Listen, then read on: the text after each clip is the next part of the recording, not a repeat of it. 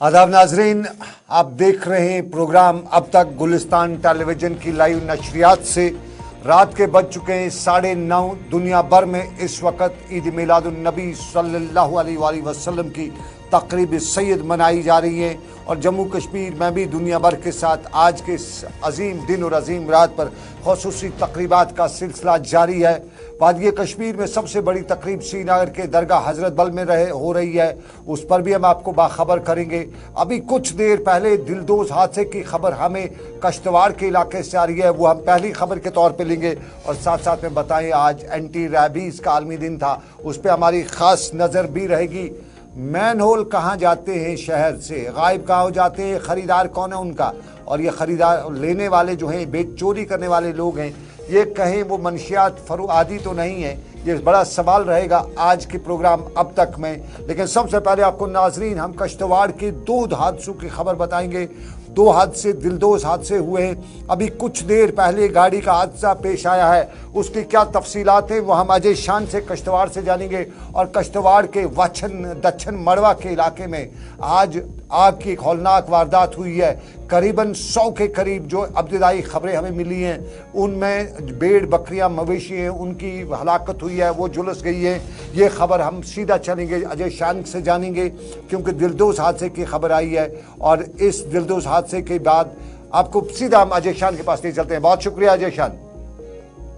ये तस्वीर है हादसे के बाद के अस्पताल की, वहाँ के अस्पताल की तस्वीर आ चुकी है और इन तस्वीर में वो कोहराम सा बरपा हुआ है। आपको बताएं खित्ते डोडा कश्तवाड़ का इलाका और डोडा कश्तवाड़ के इस इलाके में हादसों की खबरें अक्सर आए रोज़ आती रहती हैं। शाम के करीब शाम 6 से 7 के बीच में हादसे की खबर आई है। अभी पूरी तफसीलात हमारे पास नहीं है, हमारे साथी अजय शान वहाँ से पूरी तफसीलात जमा कर ली होंगी, वो मौके पर अस्पताल पहुँचे हैं, उनकी ये तस्वीरें पहुँच चुकी हैं। तो क्या कुछ तस्वीरें हैं, क्या कुछ सूरत-ए-हाल है, सीधा अजय शान के पास चलते हैं। अजय बहुत बहुत शुक्रिया, ज़रा हमें बताइए कि हादसा कहाँ पे पेश आया और किस तरह का हादसा था, क्योंकि अभी तक हमारे पास मज़ीद तफसीलात नहीं है। कि ये जिला किश्तवाड़ का छात्रों पुलिस स्टेशन के अंदर एक इलाका पड़ता है डटपेट, जो कि सिंथन रोड जहां से जाती है वहीं पे एक डटपेट स्टेशन आता है, उसके साथ एक कनेक्टिंग रोड है जो लोनपुरा को जाती है। तो इस सड़क पर ही ये कार हादसा हुआ है जिसमें 3 लोग सवार थे, एक ड्राइवर था और 2 बच्चे थे, जो बताया जा रहा है कि मकामी दरगाह के बच्चे थे जो लोनपुरा से डटपट की तरफ आ रहे थे कि अचानक इनकी गाड़ी जो है वो हादसे का शिकार हो जाती है और तीनों लोग जो थे ये इंजर्ड हो जाते हैं। इनको हालांकि तुरंत से डिस्ट्रिक्ट हॉस्पिटल किश्तवाड़ रश किया गया, लेकिन बदकिस्मती से जो एक स्टूडेंट था दरगाह का, जो ताहिर हुसैन जिसकी पहचान की गई है, ये केशवान का रहने वाला है, जिला किश्तवाड़ का ही, इसकी रास्ते में ही मौत हो गई थी।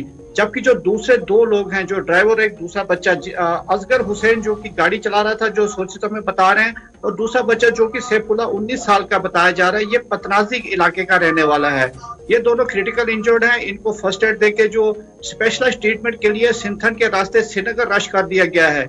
यानी कुल मिला के जो हादसा हुआ है इसमें 3 लोग जख्मी हुए थे, जिसमें एक बच्चे की जो 18 साल के करीब बताया जा रहा है उसकी दर्दनाक मौत हो चुकी है। ये एक आल्टो कार थी बताई जा रही है, जो नंबर जिसका JK 062728 था। ये लोनपुरा से डटपेट की तरफ जा रही थी कि डटपेट से करीब 1.5 किलोमीटर पहले यह हादसा हुआ जिसमें दर्दनाक जो मौत है एक बच्चे की हो गई है और जो 2 लोग हैं ये घायल हैं। जी सर। अजय शान, अफसोस की खबर है, हमें अक्सर आपके इलाके से इसी तरह की खबरें लेनी पड़ती हैं, बहुत दुख होता है, दिल रोने को आता है।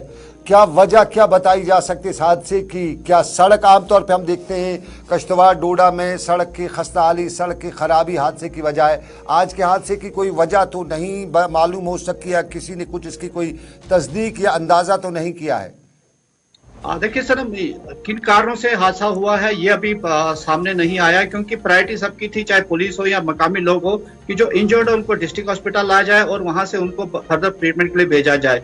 जो पुलिस से हमारी बात हुई, उनका कहना था कि ये लिंक रोड है जिस पर ये हादसा हुआ है और तहकीकात कर रहे हैं। उनका भी ये कहना था कि हम प्रायोरिटी पर पहले इंजर्ड और डेड को जो डेथ हुई है उस पर काम कर रहे हैं और जैसे ही तहकीकात आगे बढ़ती है चीजें सामने आएंगी, क्योंकि अंधेरा हो गया है, अभी वहाँ चीजें पिक्चर जो है साफ नहीं आ रही है। लेकिन हादसा किन कारणों से हुआ ये बात जरूर सामने आएगी, इसके लिए हम भी इन्वेस्टिगेट कर रहे हैं, जरूर हम फॉलो अप स्टोरीज पे जरूर करेंगे, क्योंकि कहीं ना कहीं नालायकी किसी की होगी जिस वजह से ये सारा हादसा पेश आया है। जी सर। अजय, एक और दिलदोज़ खबर आ रही है, ये दक्षिण मड़वा के इलाका है शायद, वहाँ से आ रही है। मैं प्रोनाउंसिएट सही कर पा रहा हूँ या नहीं कर पा रहा हूँ, आप ही बताइएगा कि वहाँ पे आग की हौलनाक वारदात हुई है। एक गरीब चौहान की जो है 100 के करीब भेड़ बकरियाँ जो है वो मारी जा चुकी हैं। कुछ तफसीलात हैं आपके पास? जी सनम, ये दक्षिण सोंदर इलाका है। बेसिकली जो डिस्ट्रिक्ट किश्तवाड़ के सब डिवीजन मड़वा है उसकी एक तहसील है। वहां पर लाला चौपान वल्दे मकबूल चौपान, ये एक गरीब इंसान बताया जा रहा है जिसने एक शेल्टर बनाया हुआ था, स्ट्रक्चर बनाया हुआ था, माफ कीजिए, जहां पर ये भेड़ बकरियां और गाय भैंसे वहां पर रखता था। और ये दूसरों के जानवर भी कहीं ना कहीं पालने के लिए लाता था ताकि अपनी जो जिंदगी है उसका बसर कर सके। अब बदकिस्मती से जो खबर हमारे पास आई है, आज बीती रात करीब 3 बजे के करीब बताया जा रहा है कि अचानक वो उसमें आग लग गई। और जब तक लोग और पुलिस वहां पर हरकत में आते, पूरा जो स्ट्रक्चर था वो आग की जद में आ गया। रास्ता वहां पर नहीं है, फायर सर्विसेज की वहां कोई फैसिलिटी नहीं है। लोग और पुलिस वहां पर आग बुझाने में मसरूफ रहे, लेकिन करीब 3 घंटे बाद ही इस पर कंट्रोल पाया जा सका। लेकिन तब तक बताया जा रहा है कि जो 5-6 गाय और भैंस, उसके अलावा जो भेड़ बकरियां हैं 7 से 8 दर्जन अभी तक बताया जा रहा है वो जिंदा जलकर वहां पर वो खत्म हो गई हैं। अभी पुलिस से जो हमारी बात हुई है उनका कहना है कि हम इसमें इंक्वायरी कर रहे हैं कि एग्जैक्ट नंबर कितना था, लेकिन एक बड़ा नंबर जो है इस गरीब का वो जलकर राख हो गया। स्ट्रक्चर पूरी से तबाह हो गया और जो सामान कुछ वहां पर पड़ा था वो भी तबाह हो चुका है। गरीब गडेरिए का बहुत नुकसान हुआ। थोड़ा ये वचन या दक्षिण मड़वा जो आप बता रहे हैं, ये किश्तवाड़ के प्रॉपर टाउन से कितना दूर है? क्या अभी भी आज के डेट में भी वहां सड़क नहीं है, वहां फायर सर्विस नहीं है? देखिए, जो दक्षिण हेडक्वार्टर सोंदर जो इलाका है वहां पर अभी सड़क पहुंच रही है, वहां तक छोटी गाड़ियां जा रही हैं, लेकिन ये पीएमजीएसवाई का काम चल रहा है। कुछ फॉरेस्ट क्लियरेंस का इशू था, कुछ प्रोजेक्ट्स की वजह से ये काम रुका हुआ था, लेकिन आजादी के कई सालों के बाद पिछले साल ही वहां पर सड़क पहुंची है, लेकिन कच्चा पक्का रोड है। और जो फायर सर्विस की जहां तक बात है, किश्तवाड़ में 2 ही फायर स्टेशन है। सनम, ये सबसे बड़ी बात है कि डिस्ट्रिक्ट हेडक्वार्टर पे एक फायर स्टेशन है और दूसरा जो है वो पाडर में है। उसके अलावा पूरी डिस्ट्रिक्ट में कहीं फायर एंड इमरजेंसी सर्विसेज की कोई फैसिलिटी नहीं है। लोग आए रोज चीखते रहते हैं, चाहे हम दक्षिण की बात करें, चाहे छात्रों की बात करें, दूसरे इलाकों की बात करें, जहां पर आगजनी की वारदात अक्सर देखने को मिलती हैं, लेकिन वहां पर ये फैसिलिटीज नहीं है। अजय, बहुत हमें अफसोस होता है आपके साथ जब भी हम खबर आपकी लेते हैं, आपके इलाके की अच्छी खबर नहीं आती है। खुदा करे, ऊपर वाला करे, आज का अजीम रात है, अजीम दिन है, इसके सदके आपके इलाके में भी लोगों का हाल जो है बेहतर हो। कोशिश करिएगा, हमें अच्छी खबरें दिया करिएगा। बहुत दिल दुखता है जब आपके इलाके की खबर सुनते हैं। बहुत शुक्रिया हमें अपडेट करने के लिए। अजय शान, अफसोस भरी खबर है, हादसे की खबर अक्सर हमें किश्तवाड़ डोडा से आती रहती है और अभी भी हादसे की खबर है। और एक हादसे में मासूम बच्चे की, कुछ लोगों ने हमें बताया कि वो शब बारात के, आज की जो शब है, अजीम शब मिलाद के सिलसिले में जो शब तकरीब खानी हो रही है उसमें वो जा रहे थे। कुछ लोगों ने बताया कि नहीं, वो स्कूली तालिब इल्म थे, अपने काम जा रहे थे, लेकिन जिस काम से जहाँ पे जा रहे हूँ इंसानी ज़िंदगी का सवाल है। और ये इंसानी ज़िंदगी आमतौर पे हमें किश्तवाड़ और डोडा के इलाकों से खबरें आती हैं कि सड़क हादसों में ज़ाया हो जाती हैं, सड़कों पे खून बहता है। और जम्मू कश्मीर का ये इलाका जो है सड़कों की वजह से बदकिस्मत इलाका कहा जा सकता है।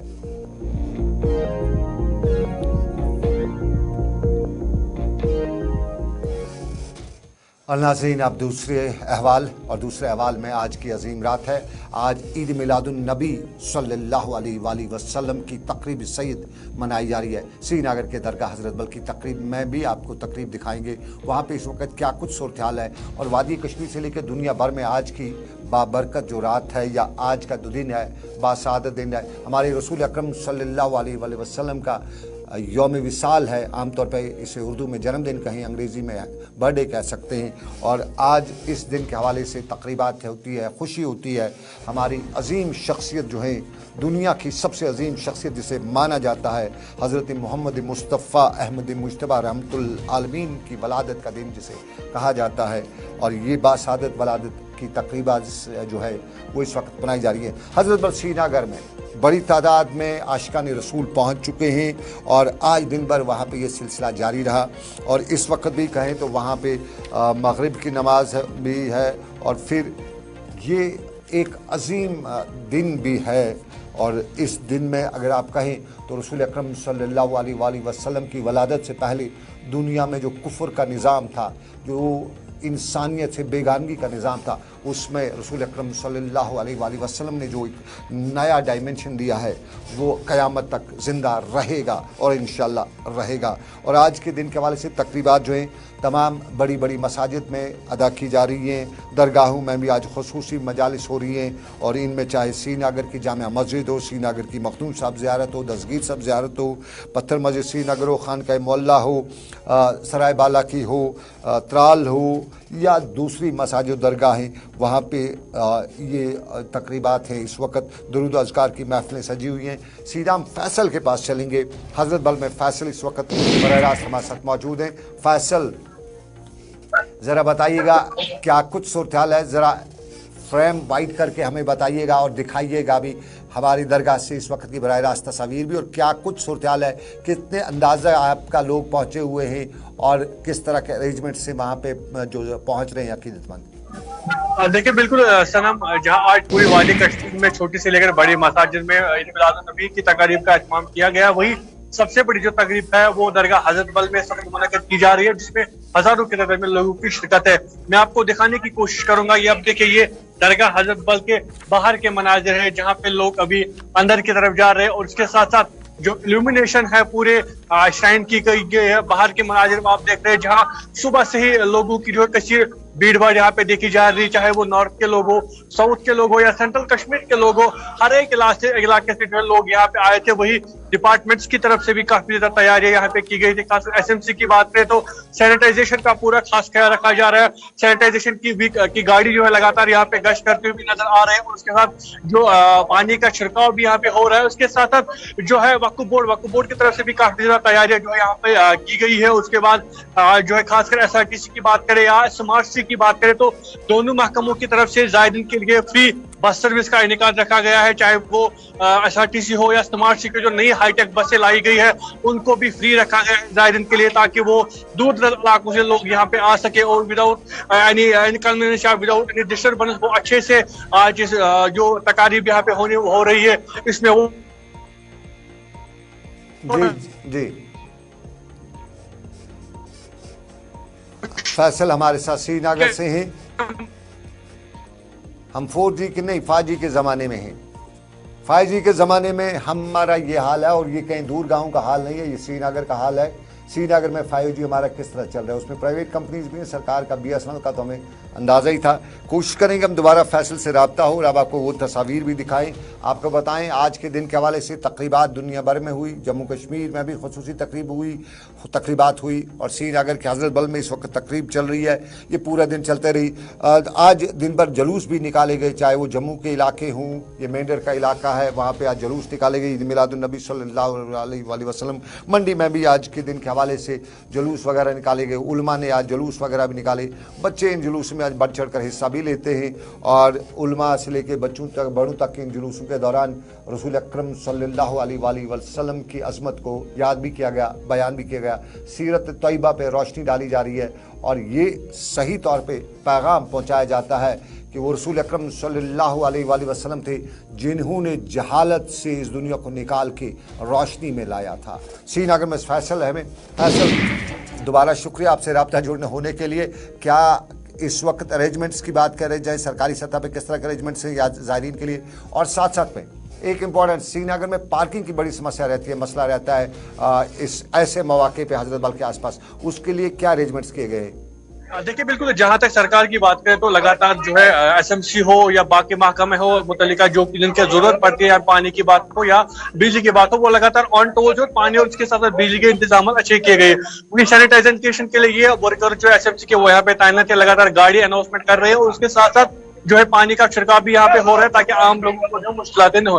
वही पार्किंग की जहां तक आपने बात की तो पार्किंग की लैकनेस पूरे दरगाह हजरत बल में देखने को मिलती थी। रवां सालों की बात करें तो काफी ज्यादा लोगों की शिकायत रहती थी कि पार्किंग की कमी है। तो उसके बाद कश्मीर यूनिवर्सिटी या NIT का जो इंस्टीट्यूट है वहां पे पार्किंग की फैसिलिटी रखी जा रही है, लेकिन हाल ही में यहाँ पे एक मल्टी लेवल कार पार्किंग जो बनाई गई 2015 से भी प्रोजेक्ट यहाँ पे चल रहा है, लेकिन अब JKPCC ने उस पर काम एक बार फिर से स्टार्ट किया है। आने वाले दिनों में यहाँ की मल्टी लेवल कार पार्किंग जो है वो भी स्टार्ट होगी और उसके बाद आम लोगों को यहाँ पे आने की दिक्कत नहीं होगी, वो आराम से मल्टी लेवल कार पार्किंग में अपनी गाड़ियां जो है वो पार्क सकते हैं। वही अगर आज तकरीब की बात करें तो इस वक्त अंदर वाज़ तबलीग चल रहा है और 10:30 बजे जो है जो ईद मिलाद आज की जो ईशा प्रेयर है वो अदा की जाएगी और उसके बाद शब ख्वानी जो है वो स्टार्ट होगी और उसके बाद कल बहुत शुक्रिया फैसल। श्रीनगर के हजरत बल से बराह रास्त आप तक हम वहाँ की अभी तक की जो तकरीबात हैं, अभी मगरिब की नमाज होनी है 10:30 बजे है, रात के 10 बजने के कुछ ही देर बाद वहाँ पे मगरिब की नमाज होगी। मगरिब की नमाज के बाद रात भर शब ख्वानी होगी। आप आपको बताएं इशा की नमाज होगी, माफ़ कीजिएगा। और आपको बताएं आप देख रहे हैं अब तक सनम के साथ श्रीनगर के स्टूडियो से इस लाइव नशरियात में हम बड़ी खबरें पे आ रहे हैं। हमारे पास खबरें आ रही कि वज़ीर-ए-आज़म जम्मू कश्मीर का इस साल दौरा कर रहे हैं, उन पे भी आएंगे। और आपको बताएं अभी आप अगर हजरत बल से घर की तरफ पैदल जा रहे हैं तो हवा कदर की तरफ से जाइएगा नहीं। कई मैन होलों के ढक्कन गायब हैं, हो सकता है आप उस मैन होल के ढक्कन न होने के जो उसमें चले जाएं, तो उस पर भी नज़र रखिएगा। लेकिन आपको बताएं नज़र हम पे भी ज़रूर रखिएगा। हमारे यहाँ आपके साथ दोबारा मिलेंगे लेकिन छोटे से तजारती वक्फे के बाद।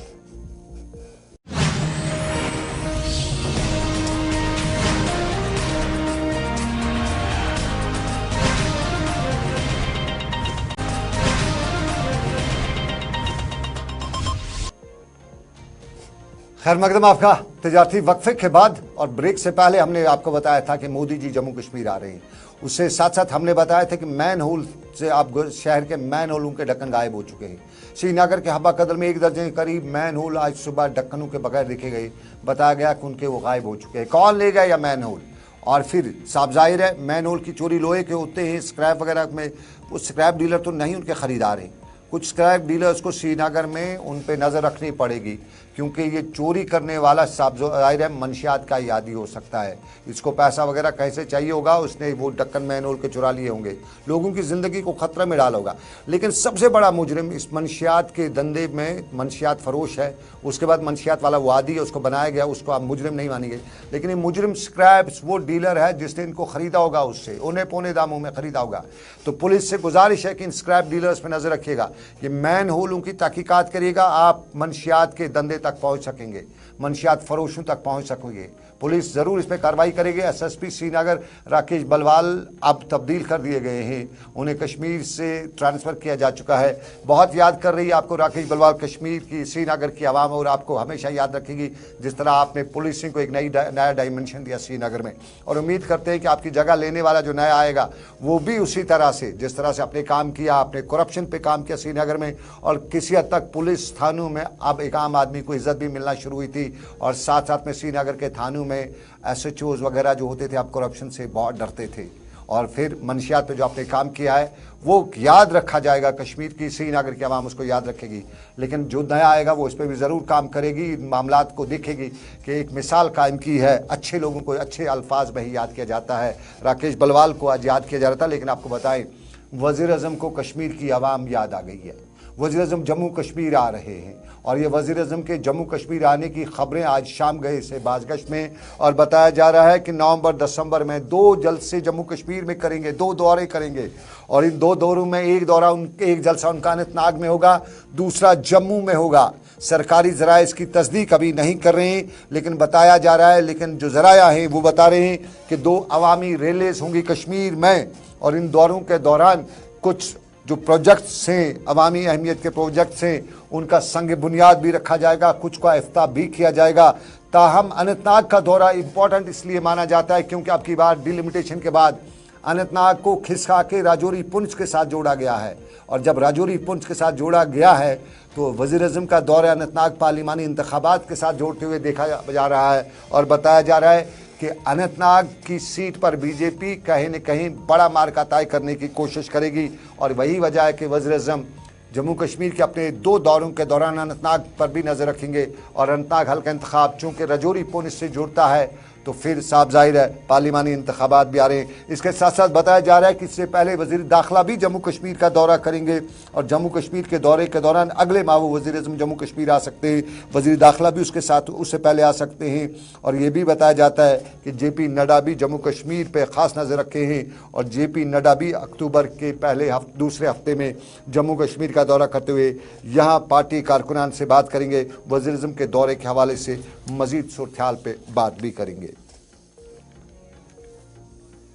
वज़ीर आज़म का दौरे जम्मू कश्मीर, मुतवक्का दौरे जम्मू कश्मीर और साफ ज़ाहिर है इंतखाबात के साथ जुड़ा हुआ है, लेकिन इंतखाबात में जम्मू कश्मीर में सवाल ही सवाल है। इंतखाबात ना पंचायत के, ना ULBs के, ना असम्बली के, अब इंतखाबात की बात तो की जाती है तो सिर्फ और सिर्फ पार्लियामेंट इंतखाबात की, और ये बाकी इंतखाबात न कराए जाने पर कश्मीर की सियासी जमातें सरापा या सीख पा हो चुकी हैं और साफ तौर पे दिल्ली पे इल्ज़ामात की बारिश कर रही हैं। और अक्सर जमातें ये भी बता रही हैं कि BJP तो डर रही है और डर की वजह से ही वो आवाम के सामने जाने से डर रही है और उनको साफ मालूम हो चुका है कि अब उनकी दाल नहीं गलने वाली है। यही वजह है कि वो कोई न कोई बहाना करते हुए टालम टोल कर रहे हैं। और यही बात नेशनल कॉन्फ्रेंस के उमर अब्दुल्ला ने भी आज श्रीनगर में बताई।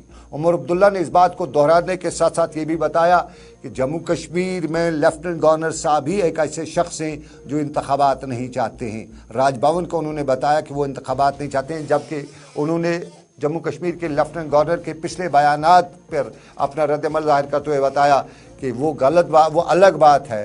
जिन लोगों का वज़ीर जम्मू कश्मीर के लेफ्टिनेंट गवर्नर बता रहे हैं उनका ज़रा कभी कोई पूछताछ कीजिए, कोई ज़मीनी हक़ाइक़ देखिए। उनके अल्फाज के मुताबिक फ़ायदा जिन लोगों का है वो इंतखाबात नहीं चाहते हैं। ज़रा सुनिएगा उमर अब्दुल्ला को। उमर अब्दुल्ला ने उस पर भी बताया और जम्मू इंतखाबात के हवाले से 3 अक्टूबर की मीटिंग जम्मू में होगी उस पर भी बताया, लेकिन पहले ज़रा सुनिएगा क्या बता रहे हैं इंतखाबात ना होने पर, कौन खुश है इंतखाबात ना होने से। उमर अब्दुल्ला क्या बता रहे हैं?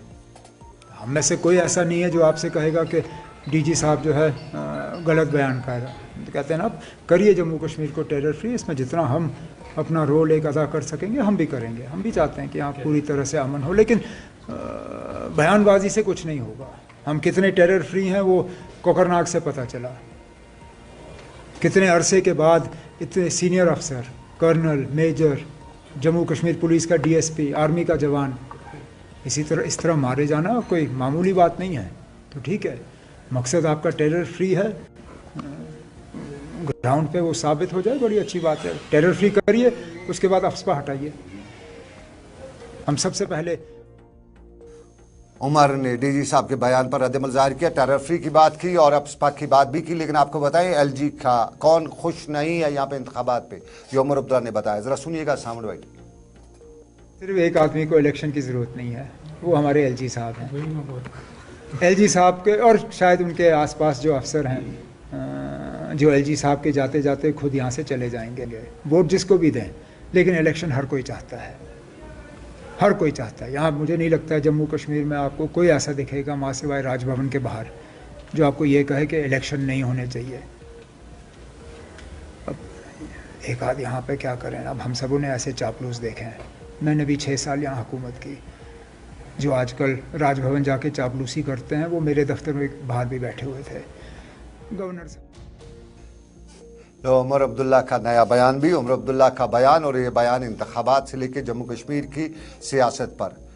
3 अक्टूबर को जम्मू में मीटिंग भी हो रही है, उस पर भी आज उमर अब्दुल्ला से पूछा गया। लेकिन 3 अक्टूबर की मीटिंग में दूसरी जमातें भी शामिल हो रही हैं, कांग्रेस भी हो रही है। हमने ताज महीदीन से भी श्रीनगर में आज पूछा कि इंतखाबात हो ये सारे मामलात, और इसके पस मंज़र में ताज महीदीन ने क्या बताया, आपको सुनाते हैं। में थे, इससे बुरे हालात थे।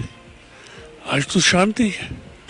1-2 एनकाउंटर से तो फर्क नहीं पड़ता है।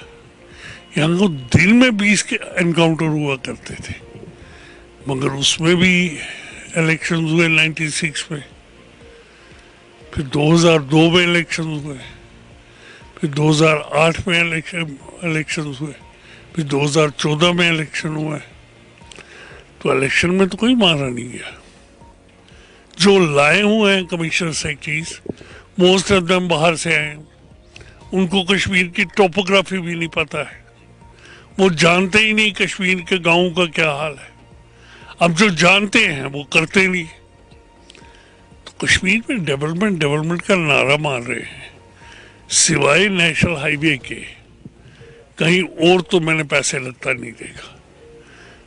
कहाँ कैबिनेट मिनिस्टर रहे हुए, कहाँ वो, इससे बड़ा मजा कोई नहीं है कि आजाद साहब लेफ्टिनेंट गवर्नर आ रहे।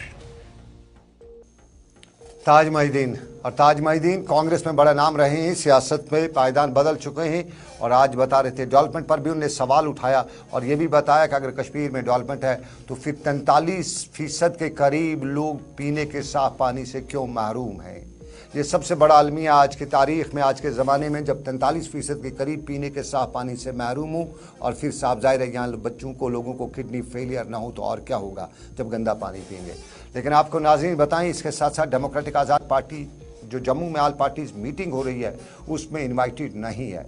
आज हमारे साथी ताबिश कमाल ने दिल्ली में डेमोक्रेटिक आज़ाद पार्टी के सलमान निज़ामी से पूछा कि भाई क्यों आपकी जमात किसी खाते में दर्ज नहीं है जो इस मीटिंग में नहीं बुलाई है, क्योंकि आला पोषण मीटिंग है, तो क्या डेमोक्रेटिक आज़ाद पार्टी कोई पार्टी नहीं है? तो सलमान निज़ामी का ज़रा करारा वार सुनिए, क्या जवाब दिया उन्होंने। ये नारा उन्होंने नहीं, हमने किया है, क्योंकि जिस तरीके से अगर पीएजीडी को देखें जैसे वो बनी थी, उसमें जो उनका एजेंडा था उस एजेंडे के मुताबिक वो चल नहीं रहे। क्योंकि जम्मू कश्मीर में पीएचडी का सबसे बड़ा मुद्दा था कि आर्टिकल 370 वापस हो। अब वही पीएचडी के जो मेंबर हैं, फिर उसके बाद उन्होंने गुफ्कार अलायंस, आज कोई और थर्ड फ्रंट, 3 नाम तो बदल दिए, और उसके बाद इंडिया अलायंस में शामिल हो गए। और इंडिया अलायंस में जितने भी पार्टियां हैं, मैक्सिमम पार्टियों ने आर्टिकल 370 पे बीजेपी को सपोर्ट किया, चाहे उसमें अरविंद केजरीवाल जी हों, कांग्रेस के कई एमपी थे। वो सवाल तो मेरा है कि आजाद साहब को गवर्नर बनाने की लगातार एक सोशल मीडिया पर र्यूमर फैला हुआ है। ये र्यूमर्स है, ये लोगों की चाहत भी है। लोग बीजेपी के साथ आप लोगों की कोई साठगांठ तो नहीं है कि आप ही राज्यपाल बनना चाह रहे हो और बीजेपी को ऑफर दिया जा रहा है? हम अगर हमें वो ऑफर कोई लेना होता तो मार्केट में शगुफे थे, आज़ाद साहब को बीजेपी की सपोर्ट से हिंदुस्तान का प्रेसिडेंट बना लेंगे, वाइस प्रेसिडेंट बना लेंगे, तो अब वो डाउनग्रेड क्यों कर रहे हैं गुलाम नबी आज़ाद साहब को कि यूटी का गवर्नर बनाएंगे। तो हम जम्मू कश्मीर के लोगों के साथ हैं, लोग हमारे साथ हैं, हम ज़मीन पे लड़ाई लड़ रहे हैं। लैंड एविक्शन ऑर्डर में ना एनसी थी, ना पीडीपी थी, ना कांग्रेस थी, हम मुकाबला कर रहे थे बीजेपी का, और ये लोगों की चाहत है। लोग चाहते हैं कि आज़ाद साहब जो है। चलिए, सलमान निज़ामी बता रहे थे अपनी पार्टी का मौक़िफ़ और आज़ाद साहब के जो हवाले से अफवाहें चल रही हैं, लेकिन आपको नाज़रीन बताएं और भी मामला थे। जम्मू में पैंथर्स पार्टी के हरीदेव सिंह ने आज प्रेस कॉन्फ्रेंस की, सनसनी खेज इंकशाफ किया या ये सनसनी खेज इल्ज़ामात लगाए, और उन इल्ज़ामात में उनका एक इल्ज़ाम था कि गैर रियासतियों को जम्मू कश्मीर में बसाया जा रहा है। अब इसको कश्मीर में डेमोग्राफिक चेंज की साजिश कहते हैं। और इसके साथ साथ उन्होंने ये भी इल्ज़ाम आयद करते हुए बताया कि गैर रियासती ऑफिसर्स, ब्यूरोक्रेट्स जो हैं, वो जम्मू कश्मीर की बेसिक जानते ही कुछ नहीं है, और वो सिर्फ उनके अल्फाज के मुताबिक करप्शन का यहाँ बोलबाला है, हर तरफ करप्शन है। ये हरीदेव सिंह बता रहे थे, सुनिएगा हरीदेव सिंह को। 18 से असेंबली भंग है, यहाँ बाहर से लाए हुए अपने चहेतों के माध्यम से यहाँ हफ्ता वसूला जा रहा है जम्मू कश्मीर के अंदर।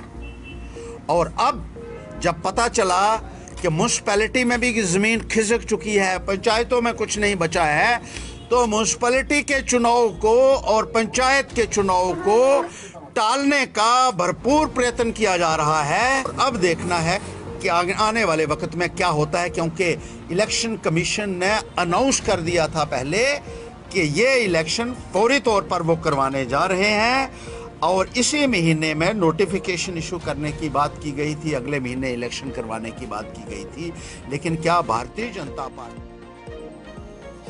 हरीदेव सिंह के संगीन इल्ज़ामात, लेकिन यही इल्ज़ामात कांग्रेस भी लगाती रही है। कांग्रेस पिछले 2 महीनों से लगातार सरकार के सामने महाज खोले हुए है। डोडा में भी आज कांग्रेस ने महाज खोल रखा था, एक बड़ा मुजाहरा डोडा में किया, और डोडा में मुजाहरा करते हुए इल्ज़ामात की बारिश करते हुए बताया कि टोल प्लाजा हो, महंगाई हो, गाड़ी हो, करप्शन हो, इन सब की वजह से अवाम अब तौबा तौबा कर रही है। और उन्होंने बताया कि अवाम भी जवाब देगी, और पार्लिमानी इंतखाबात हों या दूसरे इंतखाबात, तौबा तौबा भी बीजेपी को कराएगी।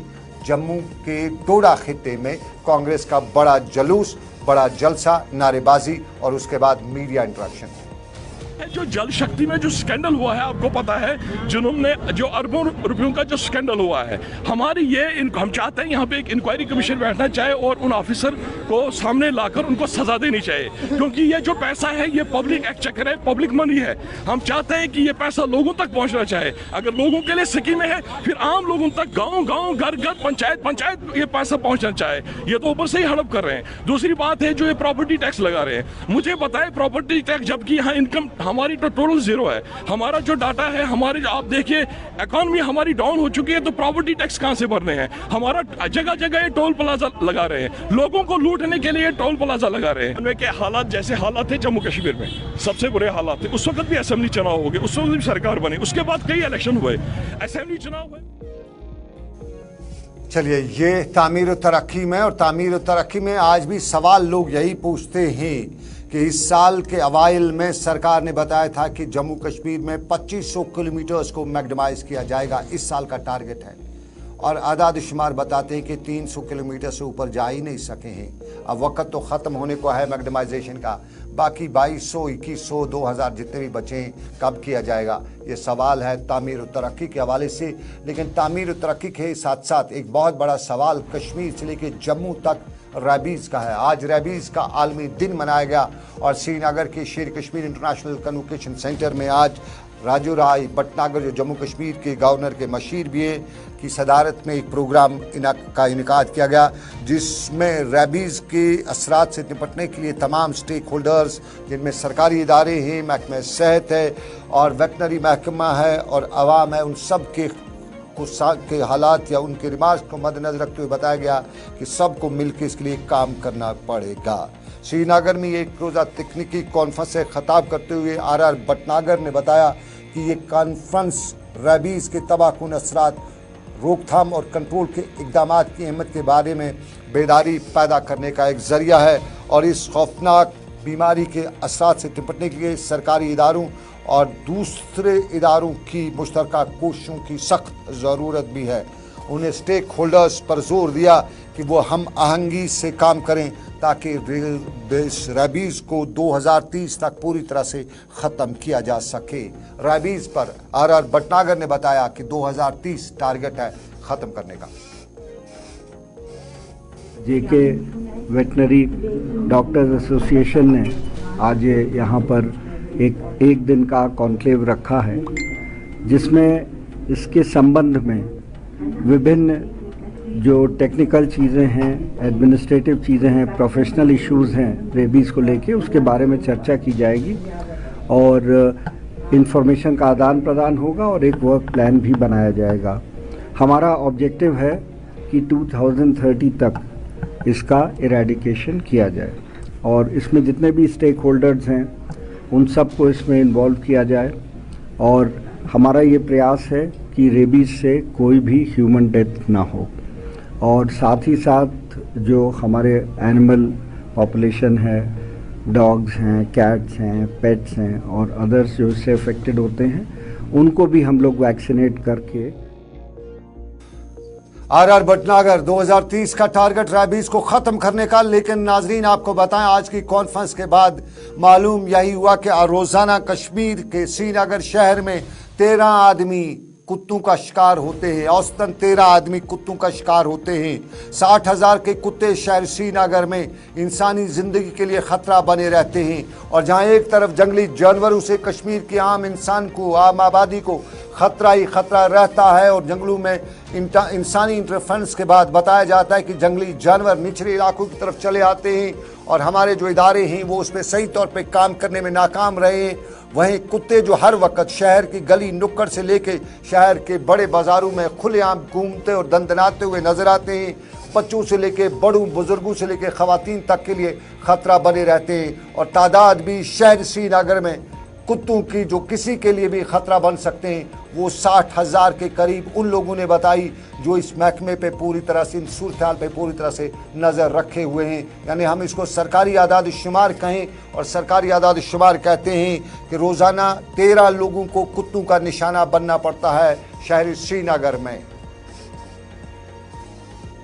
सिटी में राउंड आउट 60,000 कुत्ते हैं, और हर वक्त ये जो डेटा मिला है 13 bites a day, it's alarming. तो हमारा ये मकसद है कि इस बीमारी को 2030 तक कैसे इरेडिकेट करें।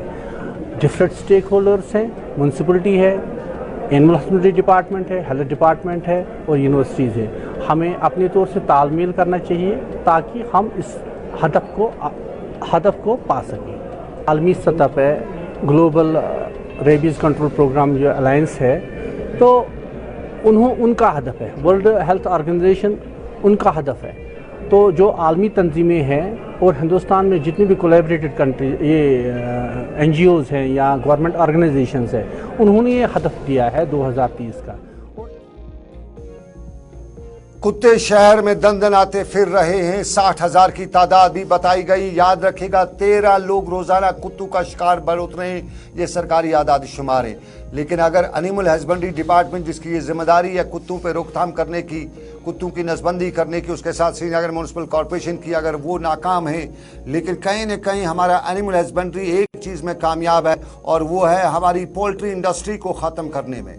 हमारी श्रीनगर में जितनी भी पोल्ट्री इंडस्ट्रीज थी उसके हवाले से आज इस कॉन्फ्रेंस के दौरान कुछ अहदेदारों ने नाम न बताने की शर्त पे हमें बताया कि श्रीनगर में वाइंड अप हो चुका है, वॉश आउट हो चुका है पोल्ट्री इंडस्ट्री, और श्रीनगर के आसपास के इलाकों में जो एनिमल हस्बेंड्री के पोल्ट्री फार्म्स थे वहाँ पे अब कुत्ते ही नज़र आते हैं। वो चूज़े, वो मुर्गियाँ, वो मुर्ग, वो सब कहीं नज़र नहीं आते हैं। और उसके लिए महकमे के अहदेदारों को जिम्मेदार ठहराते हुए हमें उन अहदेदारों ने बताया कि एक फ्री जो इसमें मांग है उनकी कि उसको तहकीकात की जाए कि आखिर श्रीनगर शहर के आसपास जो हमारे पोल्ट्री इंडस्ट्रीज़ थी, शहर में नहीं बल्कि शहर के आसपास के इलाकों में, और जो सरकारी तौर पे जिन्हें कंट्रोल किया जाता था, जिन्हें चलाया जाता था, वो इंडस्ट्री क्यों बंद हो चुकी है।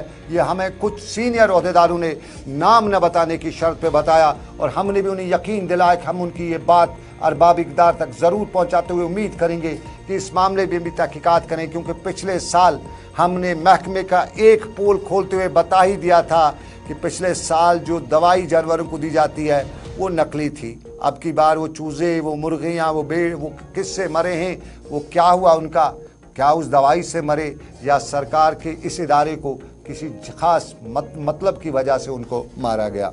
लेकिन आपको तालीम के निज़ाम पर भी हम बात करते हैं। हम अक्सर बताते रहते हैं कि जो कुछ भी हो लेकिन तालीम पे हम कोई कंप्रोमाइज़ नहीं करेंगे।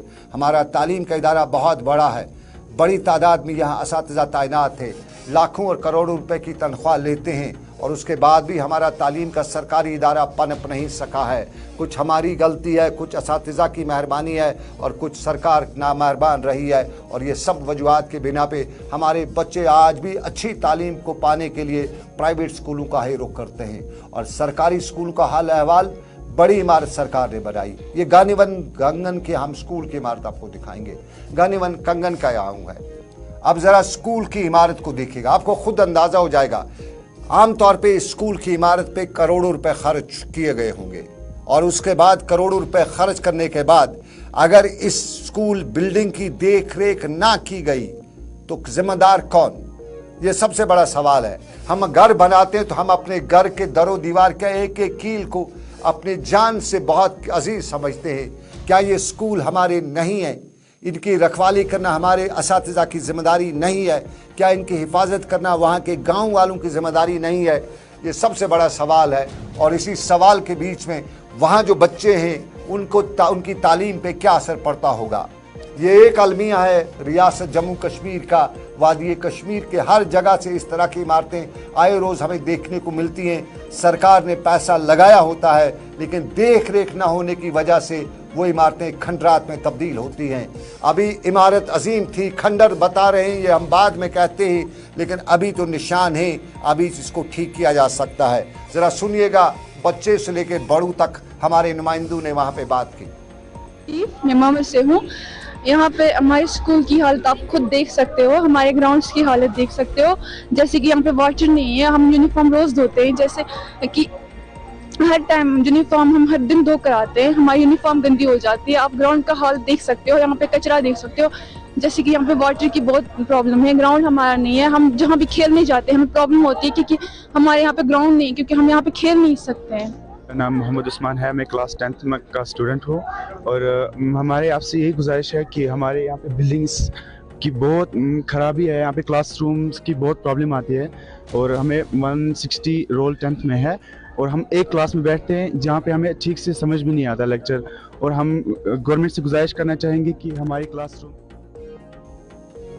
ये गनीवन गांदरबल के स्कूल की इमारत है और यहाँ पे जो नुकसान हुआ है क्या इसके लिए पब्लिक को जिम्मेदार ठहराया जा सकता है? नहीं, इसके लिए वो लोग जिम्मेदार हैं जो वहाँ पे तालीम देते हैं। वहाँ का हेडमास्टर जिम्मेदार है, ये सीईओ बड़गाम जिम्मेदार, गांदरबल जिम्मेदार है, ये वहाँ का जो एजुकेशन ऑफिसर है, ब्लॉक एजुकेशन ऑफिसर जाडियो जिसे शायद कहा जाता है, ये वो जिम्मेदार है। क्योंकि इमारत सरकार ने बनाई, रखवाली कौन करेगा? और इसके लिए अगर हो सके सरकार को एक बार कुछ सख्त कदम उठाए। इसके लिए डायरेक्टर जो एजुकेशन है वहाँ से लेके जो सीईओ हैं, वहाँ जाडियो हैं, वहाँ हेडमास्टर, अगर उनकी तनख्वाह काटी जाए तो कहीं न कहीं हालात बदल सकते हैं। और अगर हालात बदलने की बात करें तो महकमा एजुकेशन बच्चों के साथ कितनी खिलवाड़ करता है। ताज़ा मिसाल हमें सरहदी ज़िला के दूर दराज गाँव दिवर के सरकारी स्कूल से मिली है, जहाँ के असातिज़ा को तब्दील करके वहाँ दूसरे कॉलेज में ट्रांसफ़र किया गया है, क्योंकि कॉलेज में बच्चों को पढ़ाना था और हाई स्कूल में बच्चों को शायद पढ़ना नहीं था। और यही वजह है कि दिवर लोलाब के स्कूल के सारे बच्चे इन दिनों गली नुक्कड़ पे नज़र आते हैं। अक्सर वहाँ पे खबरें आती हैं कि बंग वगैरह की ज़्यादातर वहाँ पे कंजप्शन हो रही है और बच्चे भी उसमें मुलविस हैं। और होंगे भी क्यों नहीं, जब बच्चों को स्कूल में उस्ताद नहीं होगा तो वो स्कूल में करेंगे क्या? और सीईओ कुपवारा उन तक की बात पहुंचाते हुए या अरबाब इक़दार तक की बात पहुंचाते हुए हम ये जानने की ज़रूर कोशिश करेंगे कि आखिर दिवर के स्कूल के असातिज़ा को क्यों तब्दील किया गया, मैथ्स का टीचर क्यों तब्दील हुआ, एजुकेशन का टीचर वहाँ इंग्लिश का टीचर क्यों नहीं है? अगर ये दो इम्पॉर्टेंट सब्जेक्ट्स के टीचर नहीं होंगे तो फिर उस कौम के बच्चे क्या कर पाएंगे, कितना आगे कंपटीशन में उतर पाएंगे? ये वो सवाल, वो अलमिया जो हम सरहदी ज़िला कुपवाड़ा की आवाम के असरार पर अरबाब इक़दार तक पहुँचा रहे हैं।